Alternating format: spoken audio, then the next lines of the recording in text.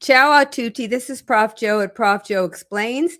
And tonight we are getting breaking news from someone who was at the Justin Baldoni Blake Lively hearing today. So we're getting it right off the presses, as they used to say. We don't say it anymore because where are the presses? They're not around.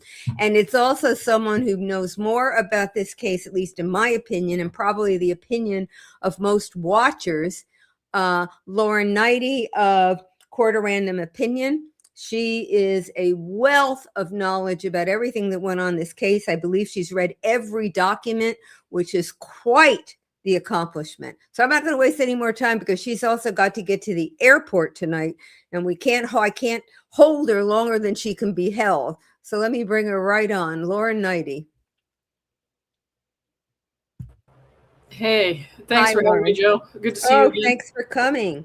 So I think we need just a tiny bit of, sort of background.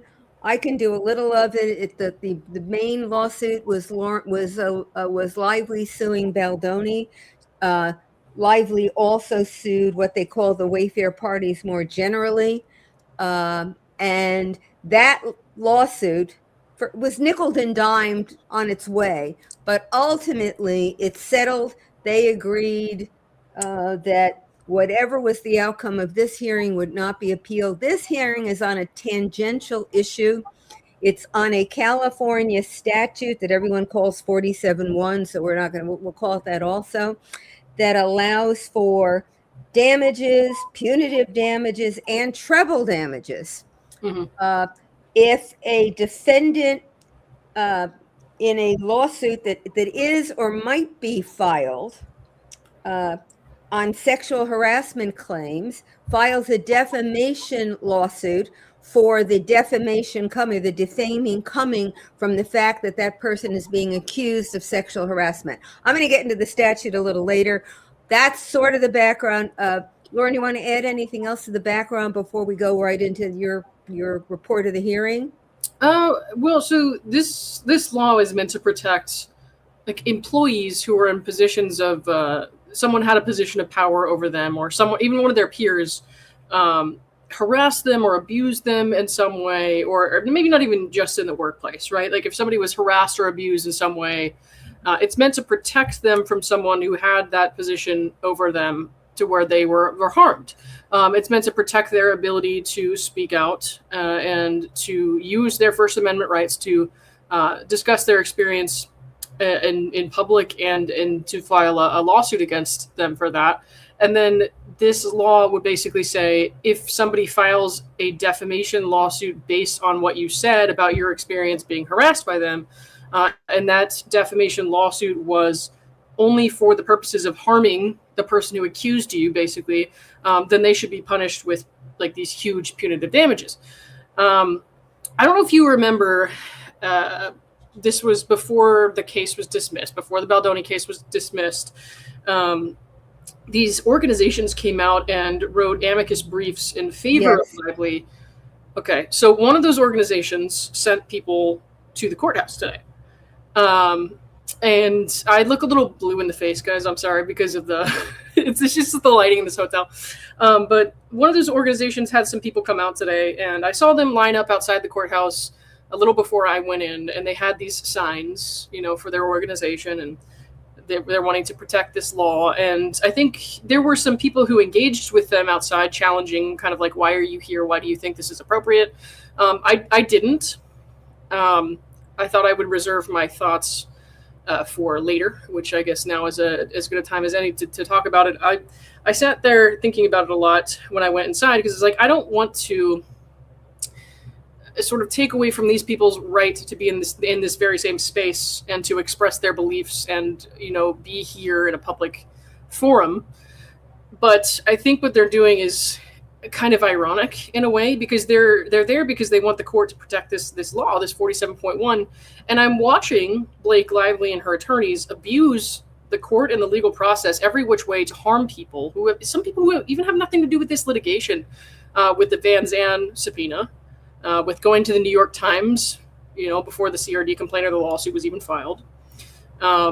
abusing process to violate a woman's privacy. Jennifer Abel, who's still tied up with Stephanie Jones in litigation, that's not over yet. Subpoenaing random content creators and going through the social media platforms with the hopes that we would never find out and not be able to pay a lawyer to defend ourselves against that violation of privacy just for using our First Amendment rights. Right. And the way that these people are abusing this system over and over and over again, not only that, but just exposing the way that media is abused by people in power. It's kind of ironic to me that these people think that giving Blake Lively a win on this is going to protect anybody. Yeah, I think their interest, and I want you to talk about what's going on at the hearing. I want to hear more about this as soon as we get that report. But I think their worry is, and there's a phrase in law, hard cases make bad law, that they are afraid that judgment by the court that seems to undercut the thrust of the law will mean that the core of individuals who should be able to use the law to their advantage will be, if not destroyed, minimized. And the problem is they've got, in my opinion, because I agree with you, they've got the wrong fact pattern and the wrong plaintiff to do it. But this is the first time the law is being considered by a judge. And I'm sure their worry is once he decides, if he decides in a way that's perceived to be against Blake Lively, that may bring us back to, if not ground zero, close to it in terms of what plaintiffs can do. And you did a great explanation of the reason for the law. I will add something that was implicit in what you said, and that is if the individual with the power and the money can bring a defamation suit, that brings costs on the individual who's trying to sue and claim the sexual harassment. And there was many who perceived that that's what was going on, that those defamation suits were simply to, by virtue of the money that the plaintiff would now have to spend, push them out of being able to litigate. And it's a very, very hard balance. And the law sometimes doesn't do really well at balancing, because if you have one plaintiff in mind and one type defendant in mind, it's easy to write a law. But plaintiffs cover the person who's been genuinely harassed, is in no position of power to do anything. And they also include Blake Lively. Defendants include the manipulator, the abuser on the other side, who may be doing it in a serial manner. And they also include Justin Baldoni, who got caught up in this.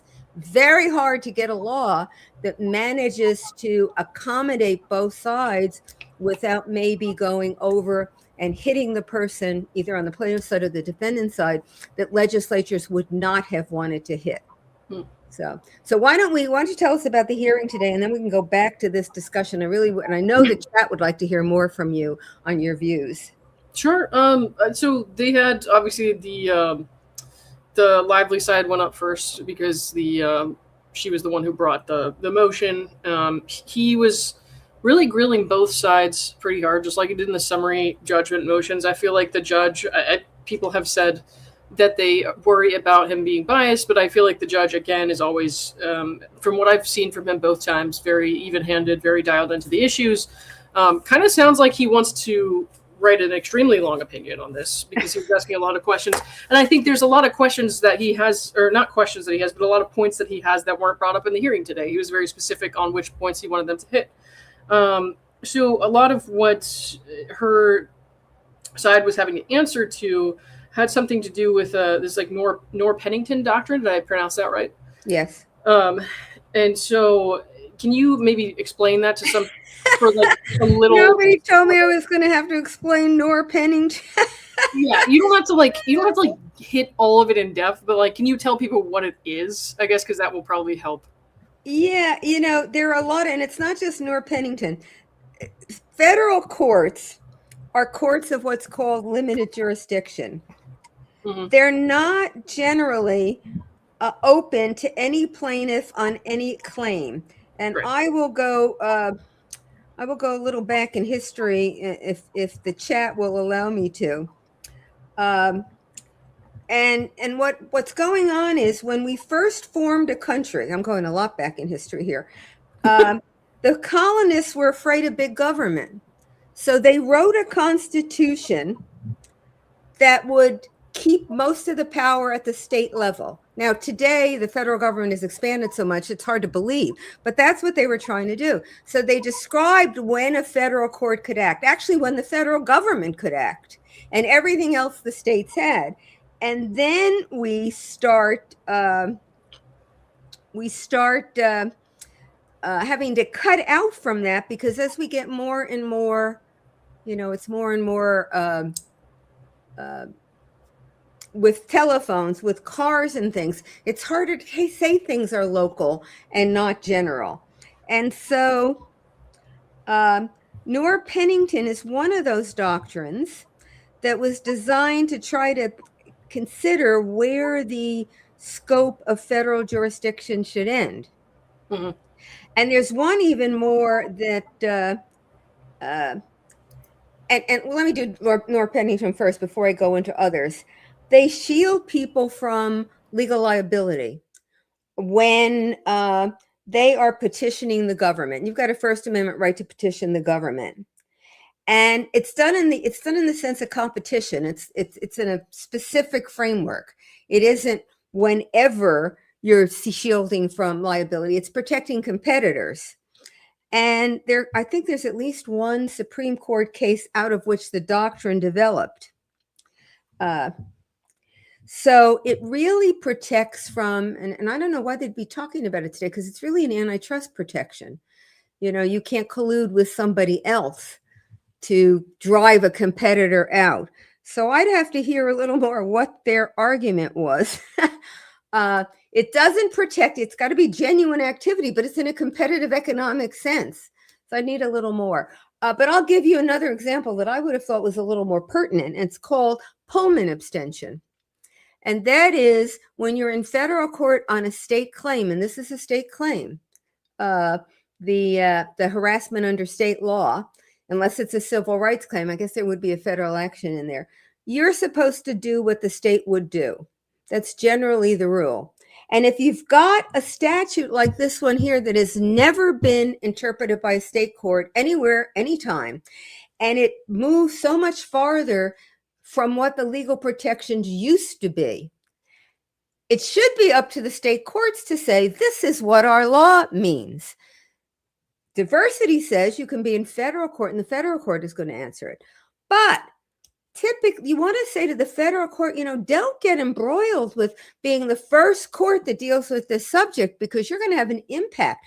People may then decide to only go in federal court because they like your results. And now the state court that's in charge of this, it's their statute, it's their doctrine, are pretty much cut out of the equation. This one's even worse as far as I'm concerned, because it's not a federal court in California. If it were a federal court in California, the judge would be a member of the California bar. The judge might have learned some California law. The judge probably practiced in a law firm in California. In this case, we've got a judge in New York trying to apply state law in a state he's never lived in, and law that may have some really far-reaching impact going forward. I'm assuming, although they're saying Noor Pennington, it's sitting in that range of, legal issues. But why they're saying economic, I'd have to have heard more of the argument to figure out why they're into a law that's really talking about antitrust violations. Mm-hmm. So he was, her attorney, Mike Gottlieb, was the one who spoke on it, which I was surprised that Ezra Hudson wasn't the one to speak on this, to be frank. But Mike was the speaker today for Lively side. And he said, he talked about how the tort of defamation is something that California can say, yes, you have a right to bring this claim, or this is what this claims mean, but they also have a right to say, if you bring this claim, you may be liable for, these damages. Maybe. Yeah. Maybe, but in California, this lawsuit was brought in New York. Where wasn't the movie made in New Jersey? It was, yes. So where is the tort? It's in, if she was defamed, it's in New Jersey, not in California. Yeah. Right? Sorry, I should let you go. Tell us about the argument. That's why I get confused. I'm going to keep my mouth shut. No, you're good. Because I obviously have a lot of questions about some of the things he was saying. Because I was like, why is this even? I was confused as to why that was even relevant. But they did bring that up, and that was something that the judge was questioning him on a lot, and that is what he had to say about it. Let me see. They talked about whether or not this was like a fee shifting statute versus some other sort of. And I'm trying to look through my notes here. Fee shifting is when usually I pay for my fees and costs and lawyers, you pay for yours.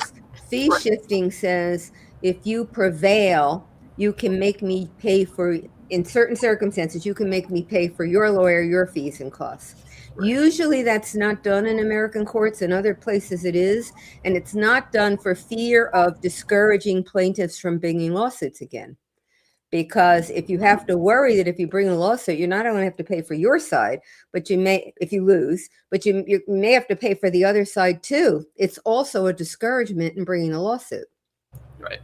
So this, in response to what I just told you, like the thing where you were saying, if you bring this certain claim, the tort of defamation, then there's a chance you might be, punished for this with punitive damages. So the judge then said, this is not really then a fee shifting statute, is it? And then I kept hearing fee shifting statute, and I didn't really fully understand what that meant. I assumed it had something to do with attorney's fees, but I'm not an attorney. Yeah, it's attorney's fees. There's going to be some stuff that I don't understand. Yeah. I remember he went back and forth here with Gottlieb about whether or not he actually touched the issue of malice in his ruling when he dismissed Justin Baldoni's claim. And I remember Justin's attorney, Ellen Garofalo, went up and said, it wasn't an issue of whether or not, or that wasn't the issue. The issue that dismissed their claims, their defamation claim, was the litigation privilege, to where what she said was in a legal document, a legal report. Therefore, that couldn't, qualify for defamation.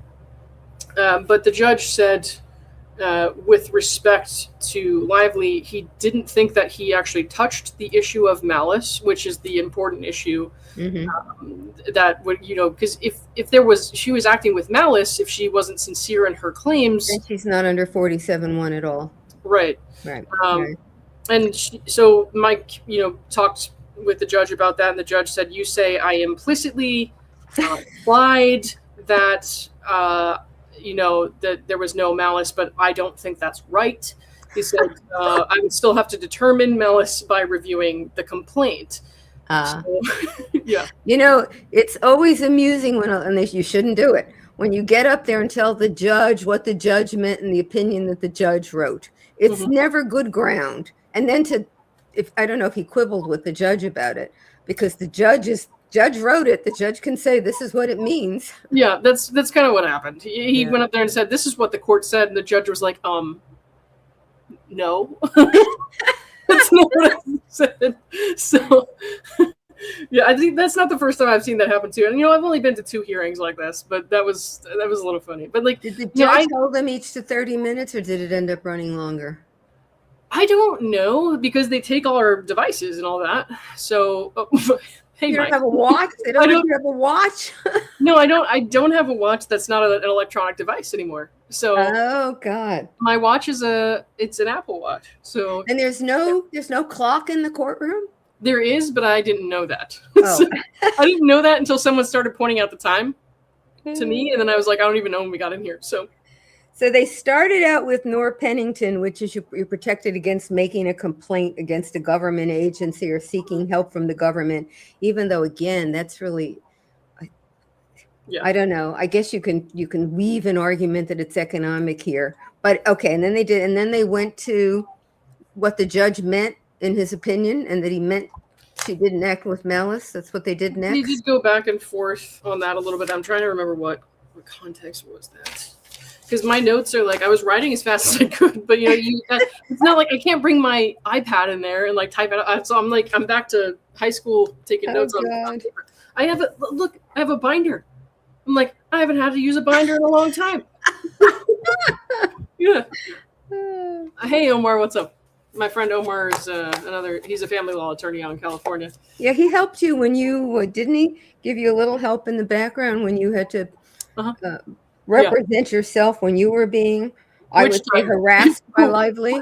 Oh, with this one, yes. Okay, I was going to say which court and which time because I'm collecting like subpoenas and court mentions at this point. I'm not even trying to do that, but it's happening. Okay, so let me see. They talked about Rule 54.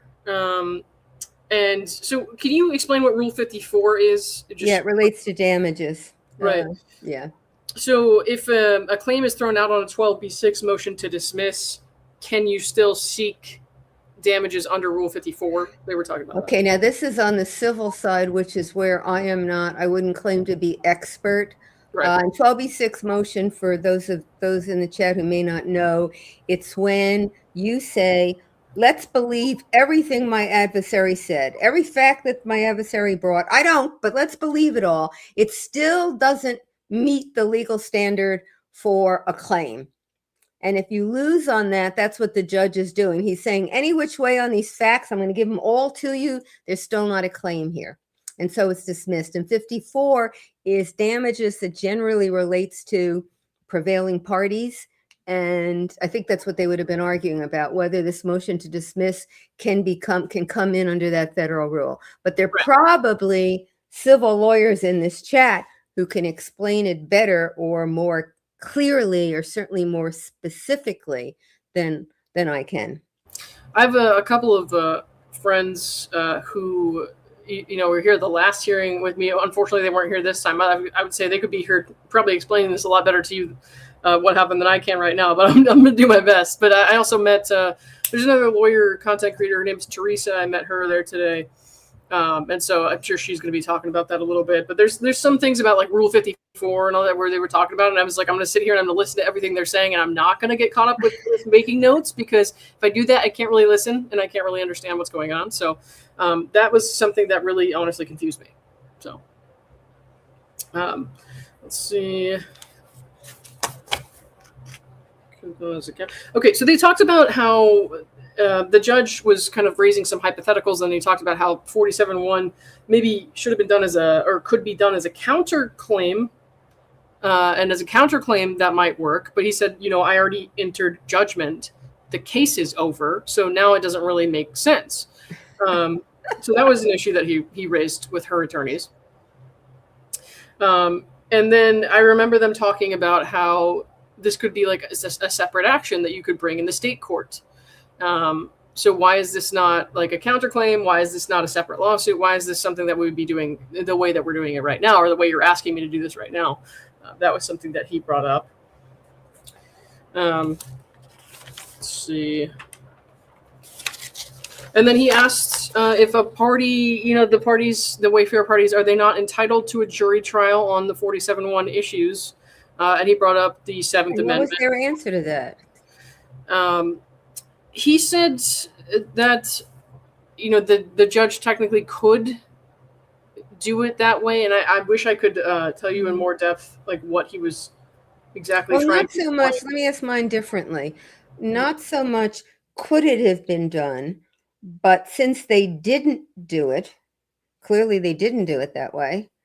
Why, now the case is over, should the judge do it? Did the judge ask it that way and get some sort of response from Lively's side? Yeah, and the response was a little confusing to me, to be honest. Yeah, I bet it was. Yeah, because as what he said, he started talking about default judgments and how damages are done that way, and I guess how you don't have to like enter certain evidence or go through certain things if somebody gets a default judgment. I'm like, what does this have to do with default judgments though? Because the judge made a judgment. Well, not only that, the other side was there and could argue. A default judgment generally means you lose because you didn't appear and present your case and make your arguments. And if you're going to have trial, you didn't bring your witnesses in. Mm-hmm. So I assume they're in a way claiming that since it didn't go forward, even though the Baldoni people were there, you could treat it as though it were a default judgment. Use it similarly to the way you would treat a default judgment. That doesn't sound like a very strong argument to me, but Your sound went off. Yeah, okay, so that's what he brought up, though, and that's what he started talking about, and that's where I thought, I was like, okay, so I guess in a default judgment, you don't move forward with, like, discovery and stuff if people don't respond. I'm like, but these people did respond, you know, like, Right. went through all this briefing, and then the judge said, based on your 12B6 motion, I will dismiss this now before we go through discovery on these specific issues and all that, and then that's it. It's over. So then why would they then, you know, do, like, a pseudo trial? So you correct me, but it sounds as though the judge was at least suggesting that if you make the 12B6 motion saying we don't have to do any of this because we win on the pleadings, no matter how you look at it, they don't have a claim, that you forewent your opportunity to litigate the other issues in 47-1. That is, was there malice, et cetera, et cetera. Yes, you're getting to the point much better than I am. Okay. Yeah. That makes some sense to me from the judge's side anyway. Right. They talked about some of the specific cases. They talked about, I don't know if you've seen the letters and seen the cases that they wanted to bring forward to the judge. Joe, I don't know if you saw those. They came out last night, so. No, it came out last night. I was on a plane coming back from Icon, yeah. Yeah. Yeah, so they talked about a Fitzgerald case where they issued a ruling on this. There was a 47.1 issue that was raised. The case involved harassment claims, but also like certain copyright claims. I'm not really familiar with the case, but I know what they said about it. So, can I stop you for a minute? I thought this case would have been the first case to look at 47.1. This was just done in March. So there was a case in California that has at least discussed the meaning and scope of 47.1. Oh, okay. This would be the first one. I didn't realize that. Yeah. And this is something that Baldoni's team was bringing up. They said that there were certain claims, the copyright claims that were dismissed on other grounds. So 47.1 relief didn't apply in that situation because it was dismissed based on something else. Right. It wasn't dismissed based on it was retaliatory or whatever. Right. And that makes sense to you, doesn't it? Yeah. And they said that was the only kind of guidance they have on the subject. And I remember Judge Lyman challenging that and saying, like, does that mean it's the right answer? You know, what's to say that's the right answer? Because he has to ask these questions. Let me interject here. He doesn't have, you see, if it's based on state law, the federal courts are supposed to follow what the state court does. I did not. You can make some, because it's state law. I'm the state Supreme Court in New Jersey, and it's state law. Unless there's a federal constitutional issue in there, I'm the last word on what New Jersey law means, not the Supreme Court of the United States. I am. And so the wiggle room in here is it sounds like the case that the Baldoni side was citing has not gotten to the California Supreme Court, clearly. No. And so it's a lower court opinion. Theoretically, the judge should be following California law. Even a federal district judge shouldn't be out on his own little frolic and detour saying, I know better what California law is than the California judges in California who practice law in California. Sure. I mean, they probably should have just come back and said that, but I don't know. Maybe they did, and I was just still busy writing like an ADHD freak. But, you know, I just... I remember them saying that was the only guidance they have on the subject, and him kind of pushing back and saying, like, what does that mean? That's definitely the right answer in this case. And so he was, you know, asking a lot of questions on both sides. I think he's going to be extremely thorough in whatever he decides to do on this. That's good. Yeah. Yeah. What I wish they had said was, well, we think it's the right answer, Judge, but whether it's the right answer or the wrong answer, it's the authoritative answer in California right now. They brought up a Sellers case where it says a 47.1 was raised in the anti-SLAPP context. They say the court considered the evidence. They did not decide based strictly on the pleadings. So they shouldn't. Evans v. Walker was a case. I think that's the one. Is that what I'm talking about? No, that's a different one. My friend's in the chat here. She says Welcome Evans v. to Walker. law school, Lauren. Yo, I'm doing my best here. But this other case, they said the court considered the evidence when 47.1 was raised in the anti-SLAPP context, but they did not decide based strictly on the pleadings, which is some of what Lively's asking them to do right now. Is just strictly on the pleadings. So that was another issue they raised. It sounds as though that's a fundamental issue that where there's disagreement. The Baldoni side says you've got to see some evidence. You can't just make these decisions without the evidence. And thank you very much, Peachikin. And the Lively side is saying we prevailed because it was a motion to dismiss. You don't need to see any evidence. Right. And even the argument about, Judge, you implicitly decided malice sits under that umbrella. Because it's, again, you made the fact finding that we prevailed because the finding is you didn't act with malice. So it's all sitting in this same, do you need evidence, or can you just go on pleadings when there's a motion to dismiss that's given? Because on a motion to dismiss, you never take evidence. You hear everything I say. You say, okay, I'm going to believe everything you said. If we went to trial, we'd argue about every single little thing you said about it, whether it's true or not. Thank you, King Gong. But for now, we're going to say, let's believe everything she said, because put it all against the law, she doesn't have a claim. They did say in here that there was like an unusual posture in the statutes, that other SLAPP statutes, anti-SLAPP statutes, they have a procedure for introduction of evidence that this doesn't. The judge, this is where he said, hypothetically, couldn't this just go to state court? And he said the language kind of creates a separate cause of action.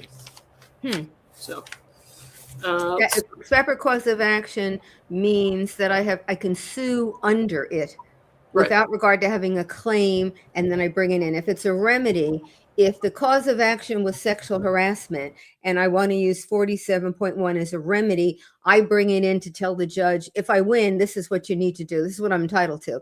If it's its own cause of action, you don't need to claim anything else. You're suing under that particular statute in and of itself.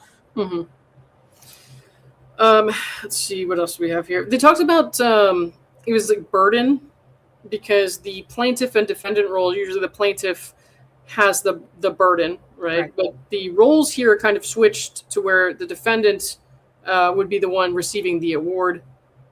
She's the one asking for damages, not the defendant. So they say the burden should be shifted. It should be reversed to where the defendant should have the burden and the plaintiff would not. I don't follow that. She's the plaintiff in the lawsuit. Well, in this one, they were technically the plaintiff because it was the countersuit. Okay. Right. All right. So they were the plaintiff and she was the defendant, and she's the defendant raising, asking for damages based on this 47.1 statute because she claims they brought this action in a retaliatory manner. Let's see. And that's one of the questions that the judge asked. He wanted to know who had the burden on these issues. And the burden, it matters in civil litigation, it matters less, but the burden says, gee, if you, as the fact finder, and here it would be the judge, you're sort of even, then the party that has the burden loses. All right, let me see what else I got here. He talked about if he ruled in a certain way, the way that Lively was asking them to do, that it would essentially enable like satellite litigation, which would lead to trials after settlement, and the case is over. And that, I guess, a satellite litigation, I assume, would be you would sue in different courts even after there was already an outcome. It's related to the claim, but it's a separate lawsuit in and of itself. Right. Okay. So you don't have to get it resolved in the main lawsuit. You can just then go and do it again. Or do it, again would be, I guess, the wrong way to put it, if in fact it permits that sort of lawsuit. Yeah. That's an interesting argument they're making. I'm not persuaded by it, but it's interesting. Well, that's something that he had concerns about, was that it spawns satellite litigation. I remember he used that language specifically because it's like, did you say spawn?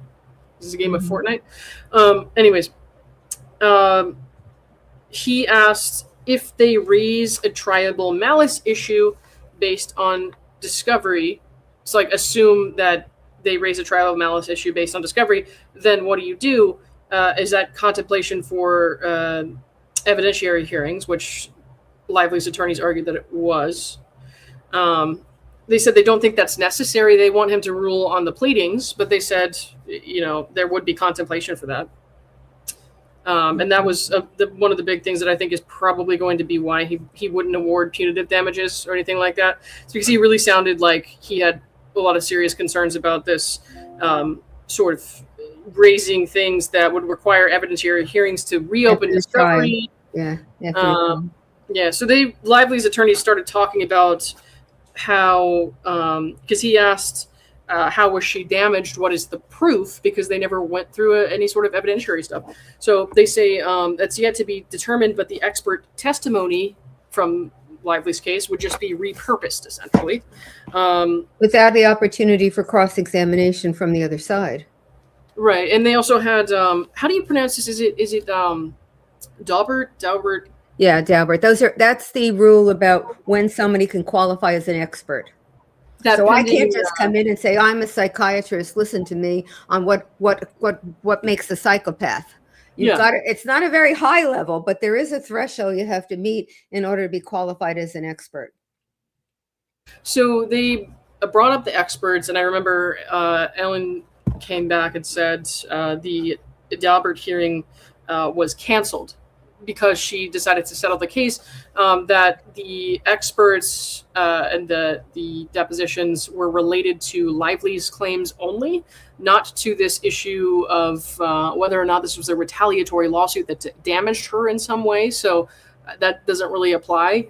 They would have to specifically ask questions about that. And so they would have to reopen everything, basically. Yeah.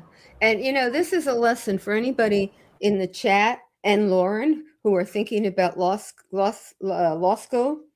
Lots of cases are won not on the merits, but on the procedure. Because you can have a winning case on the merits, but if you don't know how to get through the procedure, whether it's evidentiary rules or when you have to file what or what you have to be able to preserve, you're never going to get to your claim on the merits. And a lot of what, Lauren, you're saying here sounds like, well, it certainly is procedure, but also sounds like a procedural quagmire, because there's so many claims running back and forth, and at least under 47-1, no hard answers. And some of them are dependent on facts, and they never got to the facts. Yep. I mean, we saw a lot of that. So. Didn't you just love it today? This is the kind of thing I love. Oh. I don't know. I don't know if I love it, but I can see that you're passionate about it. Yes. Okay. Yes, that was a big thing.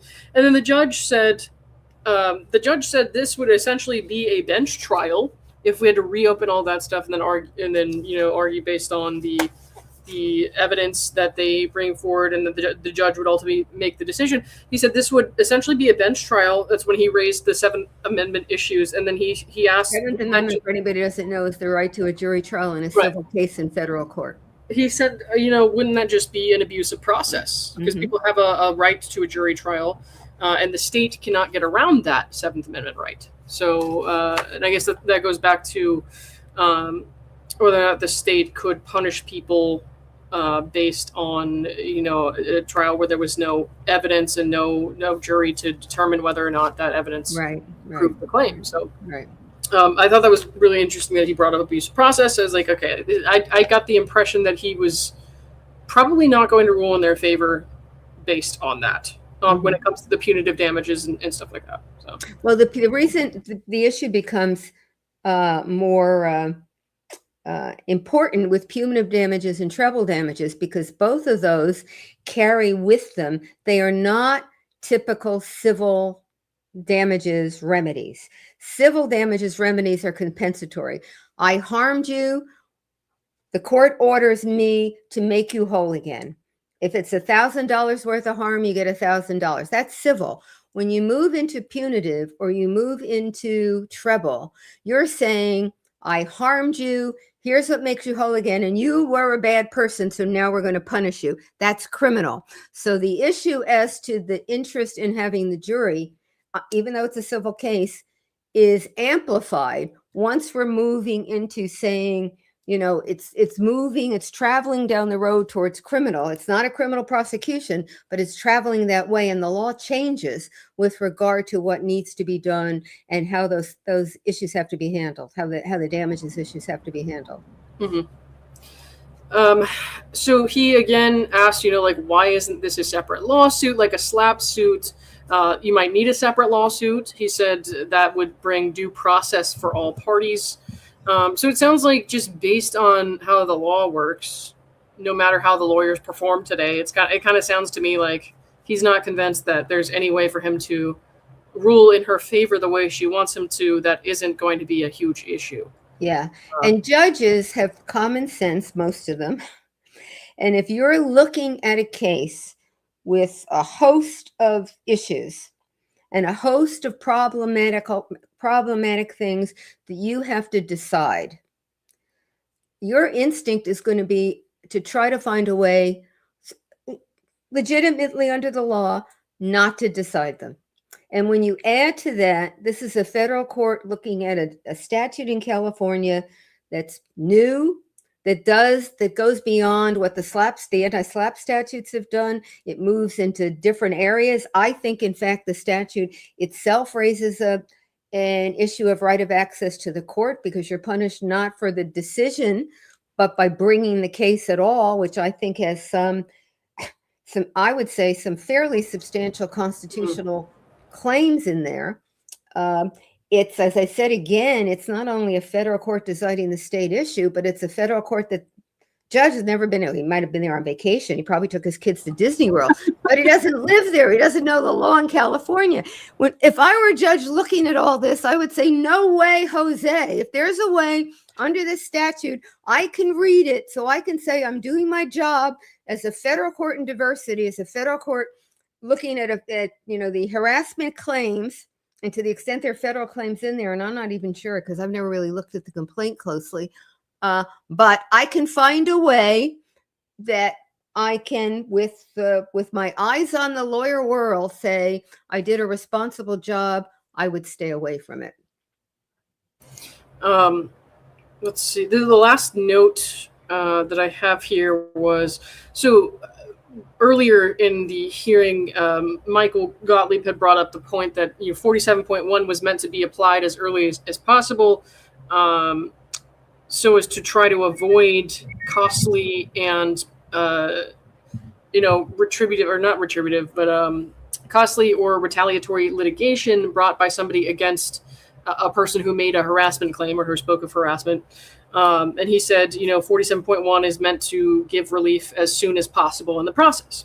And then Ellen mentioned that the attorney speaking for Baldoni and the Wayfair Party, said reopening this essentially for an alternative kind of trial would, lead to us having to get new experts, new discovery based on the defamation claim, which is not something that it was ever opened up in discovery because it was dismissed. And that spirit of 47.1, trying to prevent victims of retaliatory behavior from going through costly and lengthy litigation, that's not exactly what 47.1 has in mind for that, when they're supposed to expedite the process, because this would actually be dragging it out when it's already over. I wonder if the judge is saying to himself, given all this, maybe I shouldn't have dismissed the defamation claims.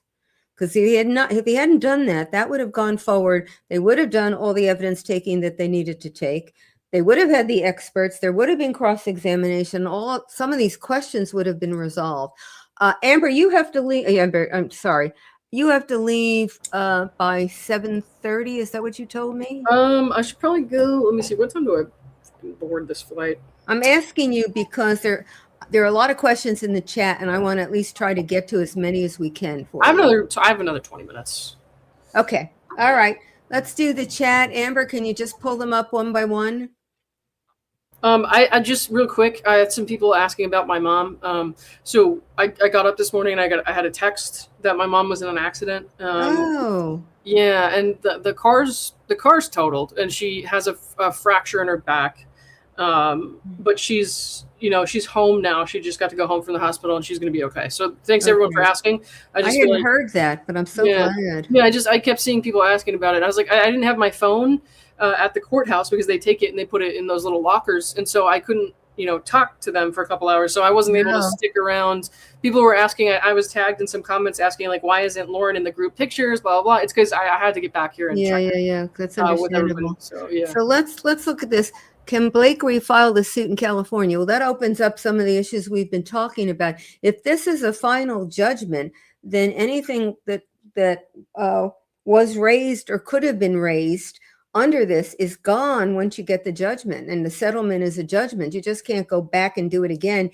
In addition, there's something called estoppel law that says, you may have to accept the findings that happened in the first case in the second. Now, this is a settlement, so they still don't have any facts, but the answer to that is probably not if you're talking about refiling if you're talking about refiling the whole thing, the answer is no. But if you're talking about refiling in the way that Lauren describes some of the claims, it wouldn't be an easy one to get to. Yeah, well, people are expressing their for you. Oh, thank you. You know what I just realized? So the thing he mentioned about the anti-SLAPP type motions being raised in the state court, I just realized that the New York Times just did that where they raised their anti-SLAPP motion against the Wayfarer parties, not in this court, but in the state court. Right. So it's like a perfect example of that. Yeah. Okay, here's Chicken Parmesano. I'm having an issue understanding how Blake could apply an offense using 47.1, a new law from a different state, retroactively to Justin filing for defamation. So when did he file? I don't know the dates here. The statute went into law last year, didn't it? The 47.1, I think it was 2023. Oh, then it's not. That wouldn't be retroactive because the statute is 23. These occurrences happened later. Mm-hmm. What else? Okay. Should there be a consequence if there's concrete evidence the accusation is a lie? Charge and sentence the accuser. Oh, we've got a real criminal. Peachy Keen is, I think, one of my mods. And she's a law and order person here. Hey, what's up?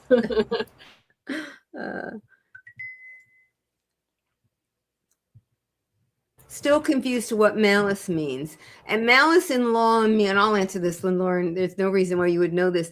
Malice in law means the intent to do the act or being reckless as to what likely consequence might occur. It doesn't mean being mean, a mean girl. It doesn't mean being nasty. It means either you intended what you did to happen, or you were reckless about whether it was going to happen or not. You just went ahead and did it. It doesn't mean you're a Regina George. That's right. That's right. I mean, it could be both.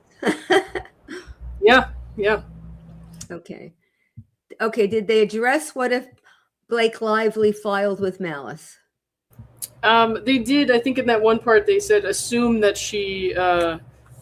they were able to show discoverable issues in regards to malice. Then what would happen next? And that's when they were talking about there essentially being evidentiary hearings, and he eventually got to the conclusion that it would be kind of like a runaround bench trial, to where you can settle this case and then deprive these people of a jury trial and then basically ask for a bench trial. Right.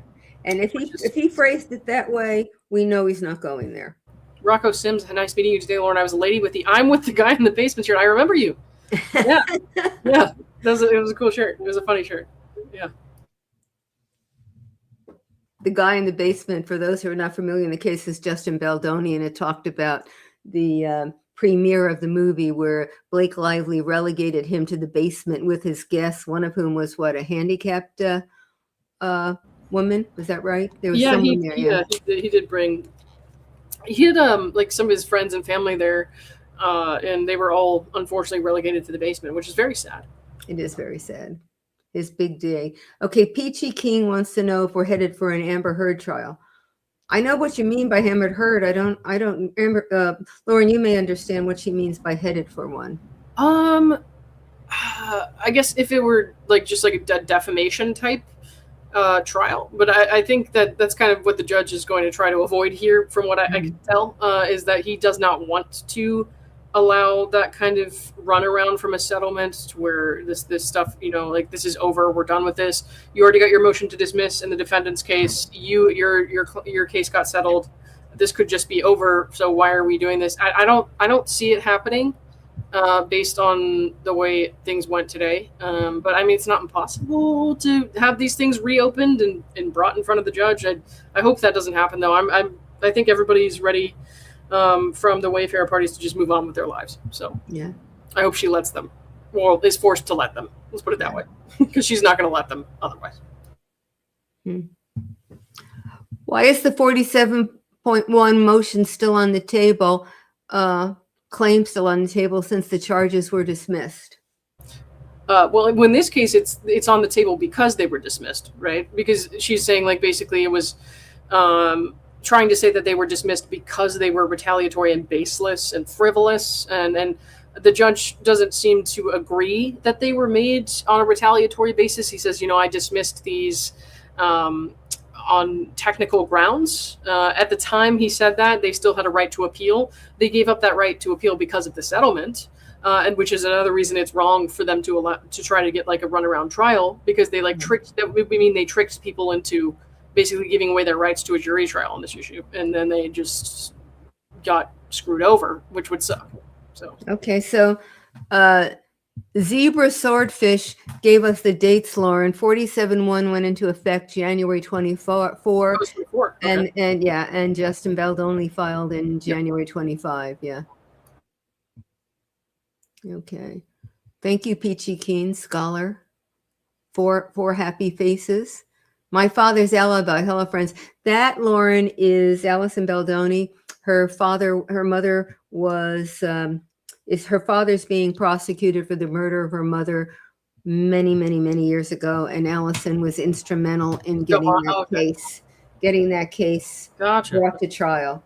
It was a massive effort that she undertook and got. I think I've seen you talk about her before. Yeah. Massive. Her YouTube channel, which she used to help, is My Father's Alibi. Okay. Her father used her as the alibi. Yeah. Many years ago. Okay. Other questions on this, because we don't want Lauren to miss her plane. Because I would feel guilty. That would be bad. It's okay if Lauren misses her plane, but I would feel guilty, and it's not okay for me to carry the burden of guilt here. Yeah. Plus, you want to go home and see your mother, so you got to get on that plane. Yeah. Okay. Julie Nelson, thank you. It was great to meet you too at CrimeCon.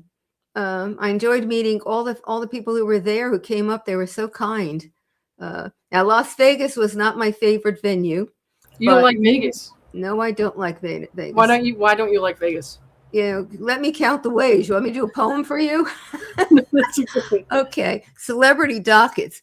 What was the judge's reaction to the Evan Walker case? It didn't seem like he was piqued.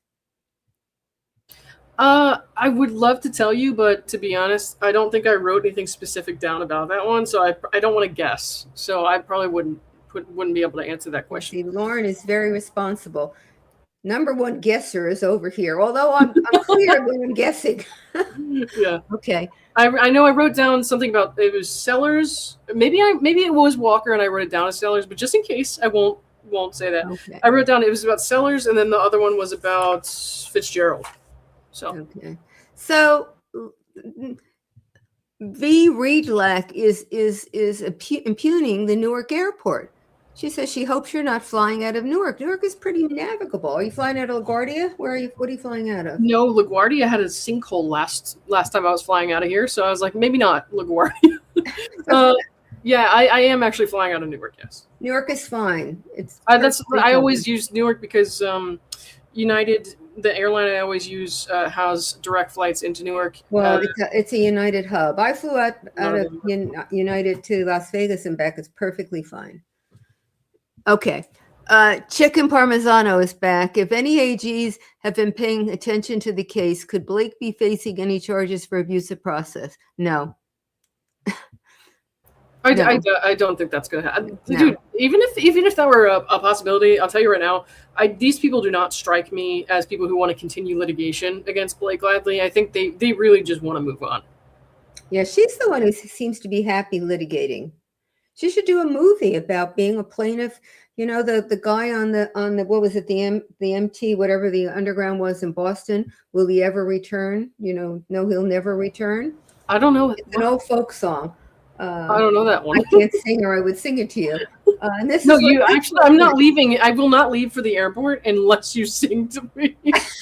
I don't want you to miss your mother. I want you to go home and see your mother. My poor ailing mother will never see me again unless you sing the song. I can give you the words. Somebody in the chat will be like, will he ever return? No, he'll never return. His fate is still unknown. He is lost forever neath the streets of Boston. He's the man who'll never return. All It's right, one of those. we can add in we'll add in the musical number later. Yeah, somebody can do it for you. No. Amber can find it and play it for you, and then I'll have copyright trouble. Oh boy, yeah. All right, fair enough.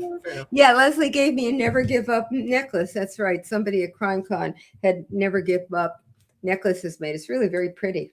She also bought me a drink and wouldn't let me pay for it. That was as nice. It wasn't nicer because the drink is gone now, but the necklace will always be there. Are there other questions here? Okay. If I had been prepared for this, I would have made a list of all the places where the judge has to make a decision to get to the ultimate decision. Because there are, I didn't do it, so I can't do it. But, under the statute, the individual has to bring it without malice. The individual had to have a reasonable basis to file the complaint at the time. The question of whether the statute has what's called extraterritorial effect. Can it apply if the conduct happened in New Jersey? New Jersey doesn't like the idea that California thinks it could have it because its statutes apply in its state and vice versa. Those are only three. There was a question earlier, what was she doing filing in New York? If the statutes in California, you pretty much, let me answer that. You pretty much can file a cause of action against the defendant anywhere where the defendant has enough of a connection to the jurisdiction. Wasn't Jed Wallace dismissed from the case in New York? Do I have it? Yes, he was. Yeah, he was because he's a resident of Texas, and his connection with New York was either non-existent or so ephemeral that you couldn't make him come to New York to defend a lawsuit. But otherwise, you can pick your forum, and you like to pick a forum where you think the judges are going to be most favorable to your way of viewing the law, because not that they're biased, not that they're, unable to make an objective judgment, but there are nuances, and you want to be somewhere where you think the nuances are going to slide your way. Just as when you pick a jury, you're looking for jurors. We're going to end up with an objective jury, hopefully, but I'm going to look for people that I think might be more inclined to be receptive to the arguments I make. Mm-hmm. So any more questions for Lauren here? I was going to say one of Jed's attorneys, I think maybe two of them, but I saw Kevin Fritz and just walked up to say hi to him, and he was with Chip Babcock, Jed's, I think, lead attorney, who I got to meet. And then he had someone else with him as well, but I don't know if that person worked with Kevin or if he worked with Chip. So it might have been two of Jed's attorneys. It might have been one, but it's always interesting to put faces to this stuff because I've never seen these people before, and I don't look them up, right? So now I'm I know what Chip Babcock looks like when I'm reading the Taylor Swift lyrics he puts in his right? Yeah. Let me let you go with a question about what comes next. Whatever the judge rules here, they're done because they agreed they'd accept his decision. But we have Jed Wallace. We've got Jen Abel, who. Do you think she will continue or that lawsuit against Stephanie Jones? And she doesn't have a choice. Unfortunately, Stephanie's the one who brought the lawsuit. So. Oh, it's that way. Okay. Why would she have? Oh, my goodness. Because she's a psycho. Oh, my God. If I were she, I would have run just been thrilled. Yeah, this is not going to go well for Stephanie Jones, a publicist, to be dragged through something like this and to show the way that she treated her clients. And the way that she ignored their requests and their direction and what they wanted her to do. This is going to be a nightmare. I think she should settle, but I don't think she will. Well, she brought the lawsuit. But again, I didn't think that Blake would settle either, and she did. So we'll wait and see what happens. Yeah. Okay, we're a couple of minutes past 7. We want you to make your plane and go home. Yeah. I think we got most of the questions that were in there answered. Thank you so much, Lauren. I know this was tough. You had to come back from court. You got to grab your luggage. You got to go get an Uber or a cab. And, you like to be calm and think about, here's the next step, and you had your mother's issue in the background. Yeah. So kudos to you and a million thanks. Oh, of course, I appreciate it. And unfortunately, it's a quick turnaround this time, so we didn't get to see each other. But next time, yeah. That better be a promise on your side. Of course. Okay. I'm always coming back to New York for some reason, so I'll be back. Okay, thanks a lot. All right, thank you, Joe. Appreciate it. Okay, are there any more questions here? I think we got most of them. I think we got most of them answered that came up in the chat. I assume a lot of you already know a lot about the case and that the rest of you were able to follow some of it. Oh, here's one from Chicken Parmesano again. Is there recourse for a defendant who was accused by a plaintiff who not only couldn't prove their case, but perjured during depositions, and the facts of the case point to the plaintiff's deception? You'd have to find, it's going to be a tort, which is a civil wrong that covers what you just described. And I don't know. I mean, one of the problems here is you as a plaintiff have a right to bring a lawsuit if you think you've been injured. You may be entirely mistaken as to whether you've been injured by me. You may misperceive what happened. You may enlarge what you think is your right under the statute, and you still didn't act with reckless disregard for the circumstances. It's not that easy to show. I mean, a lot of people are not law savvy. They might have gotten bad advice. So you have to jump that hurdle to even get into this, let's say intentional infliction of emotional harm, which would be not the easiest one to fit this under, but you got to find something. And my advice, and I think most any lawyer's advice, would be let it go. I'm quoting song lyrics today, but because, if you haven't been through litigation, it is not easy. It is, gives you headaches. It gives you worries. Even if you think you're absolutely right, and you're right that you're absolutely right, you can't be sure as to what a jury might do or one juror holdout might do. It disrupts your life. And, generally, my advice to people is, do you really want to have your life disrupted in this way? Because when you do that, you really are giving in to the other side, because you're really saying, you did this to me, and now I'm going to continue to focus on it. And maybe the best thing you can do is really walk away from it. Sure, you feel maligned, and you may well have a right to feel that way. But the question is, even if you could, do you want to go through all the stress and the cost and everything else? I saw someone up there saying she or he was taking torts law right now. Well, torts law is, I used to say when I was in law school, it's all, what is reasonable? Who is the reasonable person? I like hard and fast, a little more hard rule that then you can argue around. But I hope you're enjoying it. Okay, Deb 766. You can lie during your deposition, and you can fabricate things in your complaint. It seems that would come with some penalties. Yeah. I think in a utopian world, yes, but our world is not utopia, and it's no.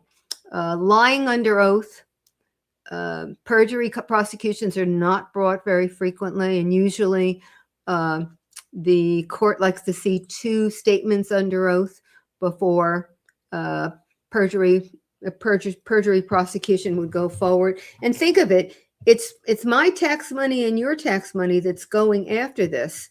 And how much do you want of your tax money to go there as compared to going after murderers, going after cold cases, spending it on the school system, spending it on the libraries, not spending it at all, so you have more money and less taxes that you're paying?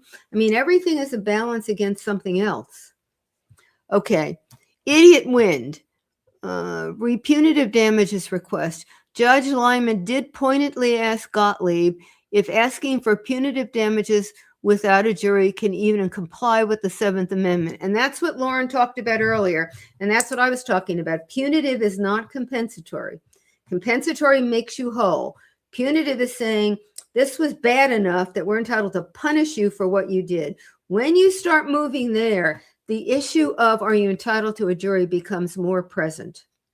And that's another issue here. That's another one. If I put it on my list, there's so many of these issues here that I could be entirely wrong, but it's hard for me to believe that a judge would want to go into this just to get through everything and maybe make a ruling on a statute that is not really his anyway.